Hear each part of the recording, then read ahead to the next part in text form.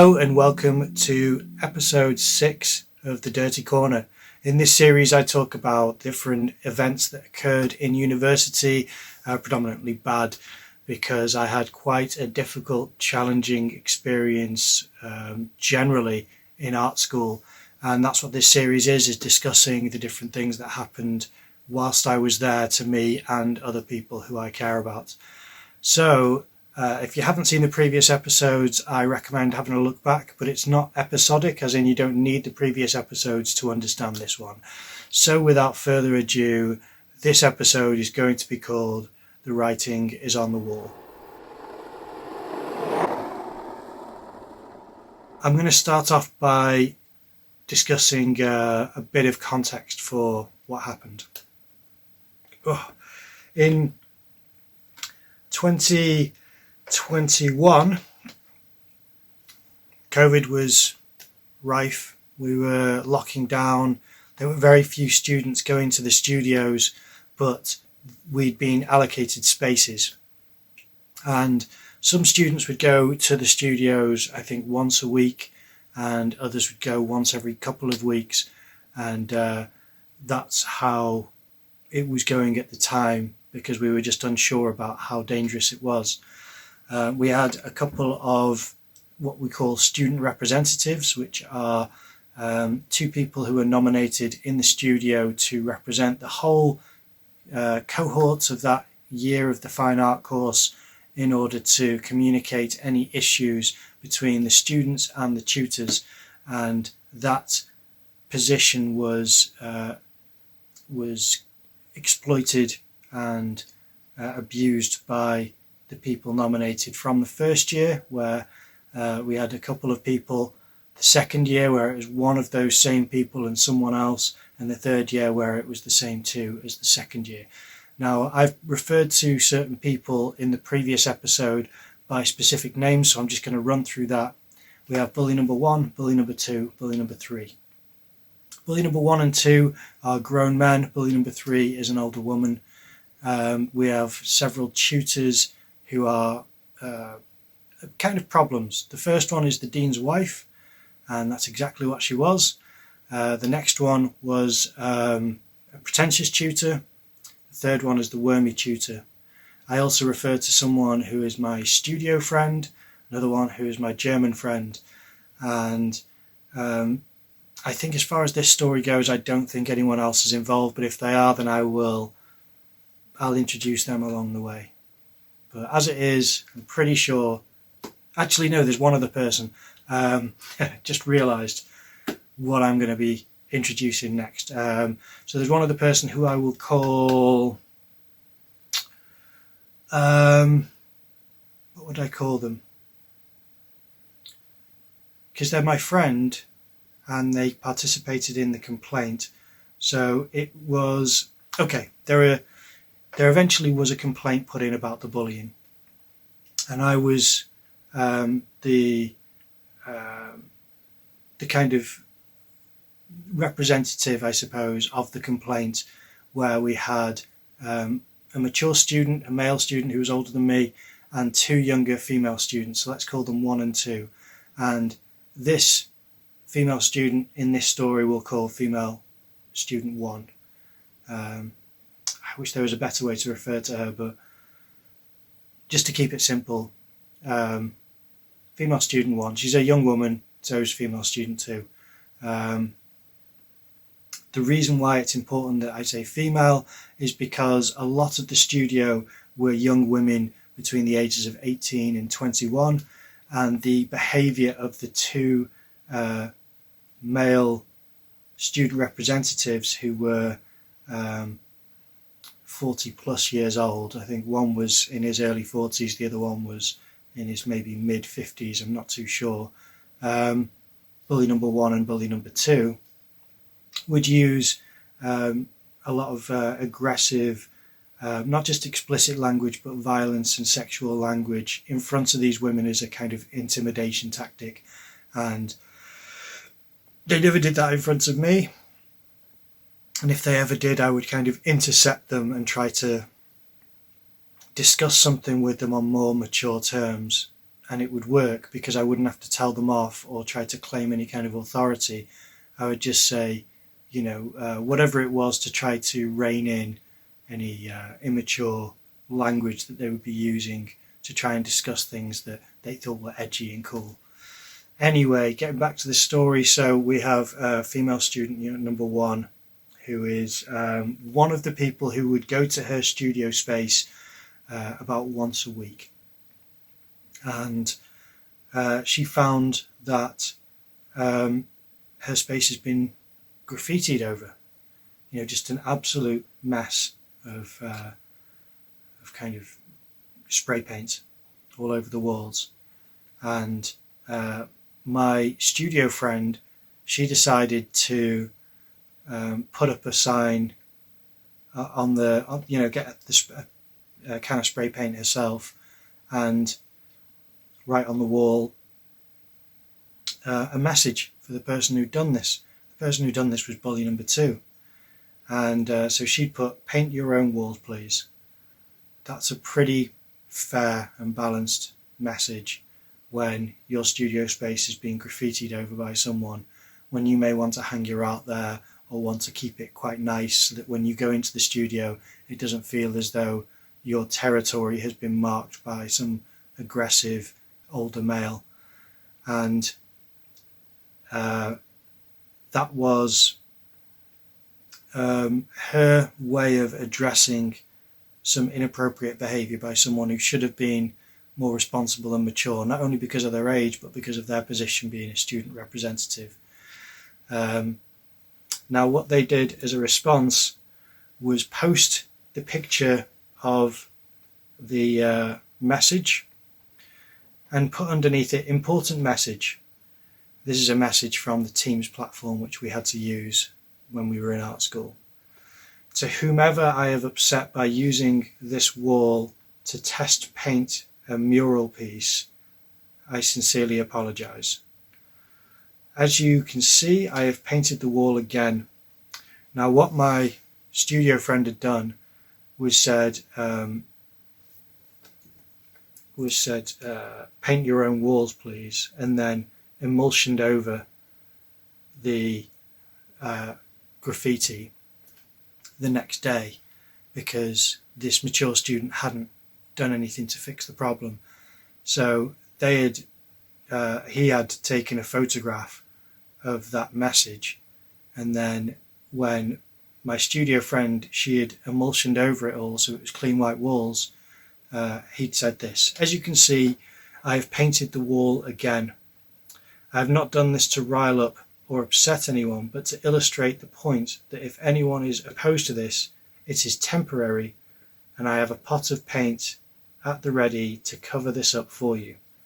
All I would ask in future is the courtesy to ensure that I have photographed my work for documentation purposes, and I will gladly remove it for you. If you would like me to remove this, I will do so with pleasure, and by way of apology I will buy a coster to whomever the upset was caused. I'm not in the business of causing upset, and I want to ensure that there is no ill feeling. Kind regards, bully number 2. Now, let me explain why this apology is insufficient and only adds to the overbearing and aggressive nature of the bullies in the studio. First of all, to say, I've painted over the wall again, is kind of someone has expressed upset and, displeasure that you've ruined their studio space. And you're saying, as you can see, I've just done it again. Because if you want me to remove it, you need to come to me and ask me to remove it. And this is a grown man. He's quite big and aggressive, and as I said, uses intimidating violence and sexual references, quite brash and loud in front of all the female students. And there were only a very small amount of male students in the studio. And during this time when people weren't in the studio, there wasn't anyone to try to balance out this type of behaviour and language. There were no tutors walking around because I heard from several of the people who I was in touch with that they went into the school just to see the tutor and there'd be no one around. So they were left to run riot as they did. So to say, as you can see, I've done this again, not to rile anyone up, but to illustrate a point that if anyone is opposed to this, it's temporary. Does that make sense? If anyone's opposed to this graffiti, it's temporary. So I've done it again. That doesn't make sense. You could do that in words and apologise to someone and say, I really didn't mean to upset you.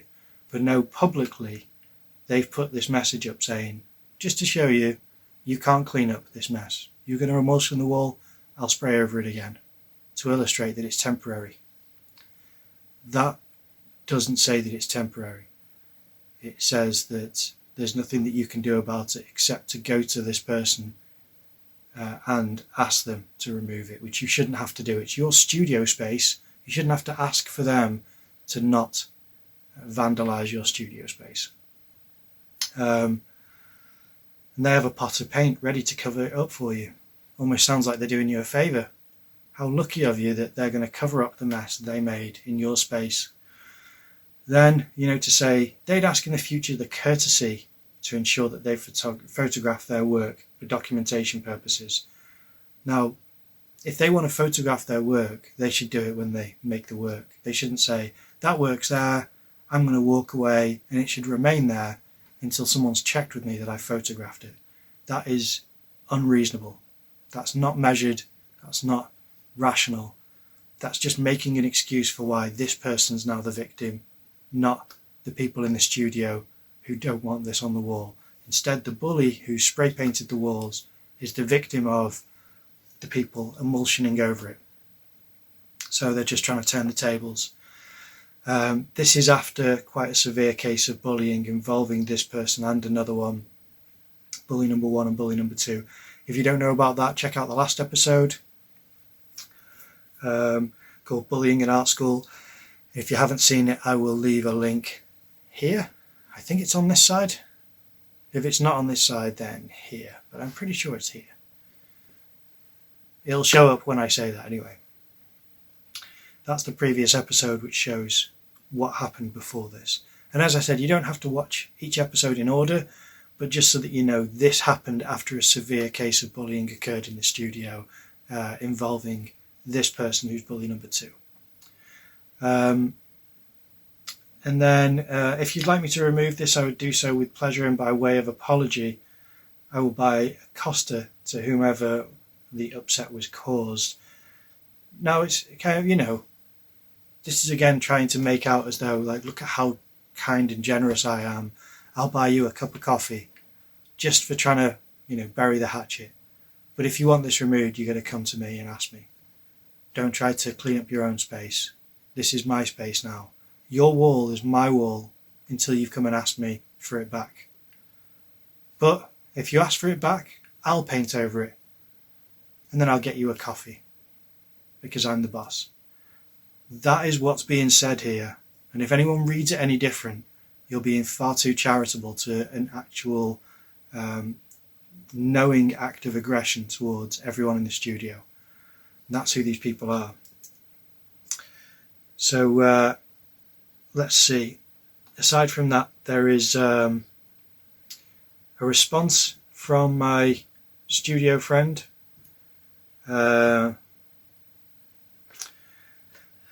Saying, this is because that was posted at 12:52 on the 29th of November 2021, and at 15:58 my studio friend said, you asked for the courtesy of allowing time to photograph your own work. Extend that same courtesy to not spray painting the walls in other people's spaces. And then 2 minutes later they put, fair enough mate, thumbs up. Because at certain times my studio friend, she just knew how to face someone down, and bullies are cowards. So if they kind of say, right, you've left this message on the wall, shows that you're timid, so what I'm going to do, and you've emulsioned over the wall, what I'm going to do is spray paint over it all again and leave you a public message saying, look, if you want this moving, come and ask me. And then publicly she said, You want that courtesy, don't spray paint on my wall or anyone else's. Spray paint on your own wall. And because it's public, because she's faced him, he's backed down immediately. That's what bullies do. Now, sadly, you see, my studio friend at the time asked me to back her up, and I said I will gladly leave a public message. But I've got a bad feeling that because you're going into school, when you see this person, you're going to reconcile with them. And I'm going to have left a public message, and I'm not going to have reconciled with them. So it'll make me look bad. Whereas you leaving a public message and then going in, if you're not friends with them by the end of the day, I'll leave a message of support. Because my concern was that when I've supported this studio friend before, she has then changed her mind and made me look like an idiot. Not purposely, I don't think anyway. I just said to her, that's what happens when I support her. She'll then back down, change her mind, and I look like the awkward one. Almost like I'm encouraging her to do this antagonistic outbursts, which I don't think she's being the antagonist in the slightest. And she wasn't earlier either. It's just there was an instance where she wanted me to put a message publicly. I did. And then she didn't back me up. And it looked like I was just being difficult. And when there was already an air of kind of fractured kind of cliques and groups in the studio, you don't want to really add to it publicly and say, I think if you're going to do this, you should do that. I didn't want to sound like that or present any argument like that, but that could have been the impression. It was only basically, just to give context, it was that a tutor had put a post up on Teams saying that they'll be doing a session in the studio, and my studio friend said, I don't want to go in to the studio that day. I only want to go in a couple of times a week at the most. And this is not the female student number one. This is my studio friend who'd go in probably a couple of times a week. And she would go in when she thought it was quiet because she was trying to avoid infection. And so she said, I'm worried that this tutor's not going to make this available online. So I said to my studio friend, I'll put a message up asking the tutor whether she's going to provide this for students who are working from home. And, excuse me. And I did that, and the tutor instead messaged me privately saying that she would. So I put the post up publicly saying, the tutor's just messaged me privately saying that she would. So anyone who wants to work from home, the tutor has assured me that she's going to provide this same session for people working from home. And that wasn't then commented on in support by my studio friend, which I wanted her to do to show that I was saying this for a reason, and she didn't do that, which is just kind of putting yourself out there and making yourself vulnerable and then not having any backup. And what turned out happening was the tutor didn't provide that for people at home, and my studio friend went into the studio anyway, making me look like an idiot. So I didn't appreciate that. So when this incident happened, I said to her, I'm going to wait until you've left at the end of the day. When you've left, I will leave a message saying, what you've done is aggressive and intimidating, and I think that you should apologise properly, not making yourself the victim by suggesting people should come to you, asking you to remove the mess you've made. You should just remove this and realise that as an older man, you should have more maturity and consideration for the young women in the studio. And as a student representative, you should have the kind of professionalism and sensitivity to understand that encroaching on other students' spaces is not welcome. And when someone has left a message on there asking you not to, saying please, and then emulsioning over it, you then shouldn't graffiti over it again, because that shows a defiance to the will of the young women in the studio, which is neglecting your position and exploiting the power that you've been granted, being in that being given that title in the studio, a student representative. There's only two, and they're both unpleasant people. So that's what I was going to do, is some kind of message like that.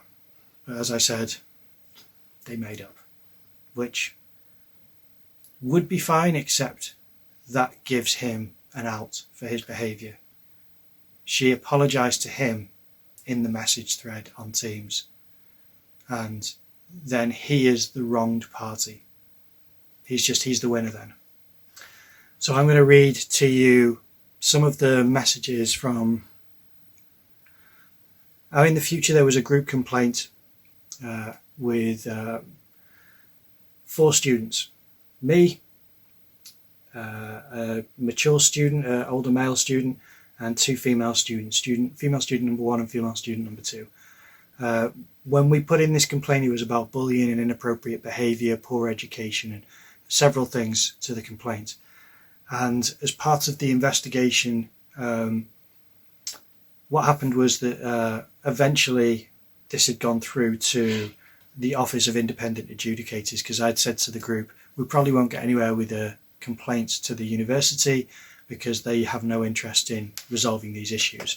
So we should prepare to go through this, and then once we've exhausted all of the options through the university, then we go to the Office of Independent Adjudicators. That's what we ended up doing. I typed all this up and corresponded with all the people involved as far as the other 3 students, and then submitted our complaint to the OIA, and then they interviewed all of the involved parties. Me, the 3 other students involved in the complaint, the dean's wife, the associate dean, bully number 1, bully number 2, and the pretentious tutor. I think those are the people who they interviewed. So this, I believe, is the interview of the dean's wife. And the question from the OIA was, were you aware of the incident about the graffiti? Yes, SR, which is me, showed the associate dean pictures of the graffiti, and he had also seen the conversation thread where bully number 2 had apologised to one of the students involved, and he felt that this had been resolved. The associate dean felt that students have a right to express themselves in their personal studio space, and provided this was not offensive to others, this was part of the creative process. The associate dean felt that if a student had a complaint, that they should talk about it. The associate dean felt that if a student had a complaint, that they should talk about this to resolve. The associate dean highlighted a previous incident with another cohort where a student had displayed offensive comments in the art school, and the police were involved in the case. This is quite typical of the associate dean, who divulged too much information. He did the same to me when I was in meetings with him, and it just seemed unprofessional when he did it, and that's what he's doing with the OIA here. The associate dean explained that there was agreed studio etiquette, but that this had not previously been displayed in the studio spaces. However, as a result of concerns raised, he advised the program team to communicate this to students and display going forward. The associate dean also mentioned that he didn't think this referred to music, but said he often heard students' music in the studios and that this was part of the environment, but was confident that if this was causing a problem, that a student would turn it down if asked. If anyone's seen the previous episode, that's not the case. And if you haven't seen the previous episode, again, have a look at the link which I will leave for you to watch it. It will also be linked at the end of this episode. The associate dean said that he was sympathetic to the complainant's situation, but that he had consistently made it clear that it was a program team's responsibility to develop the learning blend for the program in line with the validated program specification and the across university teaching. It's all kind of jargon, a lot of this. Okay, next question. Was any action taken by staff following the incident where bully number 2 sprayed graffiti over 2 students' studio walls? The 2 students being my studio friend and female student number 1.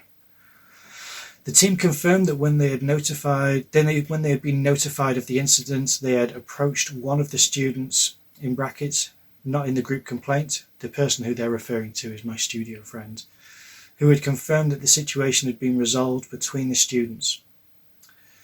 And then the pretentious tutor explained that issues like this happened occasionally in studio spaces, and communicating and resolving situations was part of the learning experience for art students. Students attending in 2020 to 21 had got used to more studio space and more freedom, as there were fewer students using the space.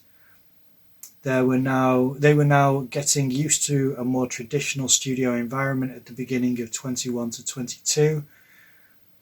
And it says here one of the tutors had spoken to the student who sprayed the graffiti, and that's bully number 2, and confirmed that the incident was not malicious, but was caused by a grey area around studio boundaries, and that bully number 2 had been apologetic that it had happened. It was also noted that one of the complainants, female student number 1, had been impacted by the incident. Now, I think the tone of this speaks volumes. If I'm to go back through, that the answer to the question, were you aware of the incident? They said they were aware of the incident, but they were aware of the incident where bully number 2 had apologised. So already they're framing it as they've apologised. It's a big deal. And he felt that it had been resolved. And then, this is the Associate Dean saying they felt the students had the right to express themselves in their personal studio space, and provided that this was not offensive to others, this was part of the creative process. Well, graffitiing over 2 young women's studio spaces is offensive to those students. It's also fairly intimidating to others whose spaces weren't graffitied over, because it shows a display of dominance by a grown male student. The Associate Dean, again I'm reading back through the first thing that I'd said, felt that if a student had a complaint that they should talk about this to resolve, which is quite hypocritical because I presented to the Associate Dean the email from my German friend who was mentioned in the previous episode, where she had confirmed that my characterization of the events surrounding the bullying of her were accurate. And that just shows that when we as students come forward to say this is a concern, this is a problem in the studio, nothing was done. Nothing was done. So it's just false what he says, and he knows that it's false. And then he also highlighted a previous incident, so that's irrelevant. He explained that there was agreed studio etiquette, but that this had not previously been displayed in the studio spaces, which probably should have been. As a result of the concerns, he advised the programme team to communicate this to the students and display going forward. That's good. That's one of the things that we wanted to happen, was to show the rules and the etiquette and boundaries for students who just, overbearing to others. But then the Associate Dean mentioned that he didn't think that this referred to music, which is exactly the catalyst for the bullying of my German friend in the previous episode, and at the end of the first year of the fine art course, and she ended up leaving to go to another school. And he said that he often heard student music, and that was part of the environment. He was confident that this was causing a problem, that the student would turn it down if asked. That has been proven to be false. That is outlined in the complaint clearly, that when she asked for it to be turned down, there was aggressive bullying directed at her by both bully number 1 and bully number 2. And she'd already had problems with bully number 3, but not to the same extent as bully number 1 and bully number 2, who were especially malicious. So the fact that he even said in this that he didn't feel that it was malicious, where is that part? It says here. Said that it's sympathetic to the students' complaints, consistent major programme. Okay, so let's see here. The The team had confirmed that they'd been notified of the incident and approached one of the students, explained that the issues like this occasionally happened in the studio spaces, resolving the situation part of the learning experience, which, to be honest, if it were a small incident, then yeah, but graffitiing over student spaces is not a small incident where it should be resolved between, 18 to 21-year-old young women and blokes who are in their 40s and 50s who are outwardly aggressive in their language and actions. But the characterization is just all skewed. And then also it said that the tutor had said that they'd confirmed that the incident was not malicious, but was caused by a grey area around the studio. Now, I think this is the pretentious tutor, from what I remember of the unredacted version of this. Pretty confident it was. I'll confirm it in the next episode, or if I find it in the editing process, I'll put it on the screen to say. But I'm pretty confident it was the pretentious tutor saying these answers in this part of the interview, saying that it wasn't malicious but was caused by a grey area around the studio boundaries, and that bully number 2 had been apologetic that it had happened. And I've already explained that the apology was nonsense and was just too thin to be taken seriously. Also noted that one of the complainants, being female student number 2, had been impacted by the incident. And that's true. She was. And she didn't like the environment. And she wasn't the only one who was impacted, but that's the only people that they're mentioning. So this has been the story for this episode.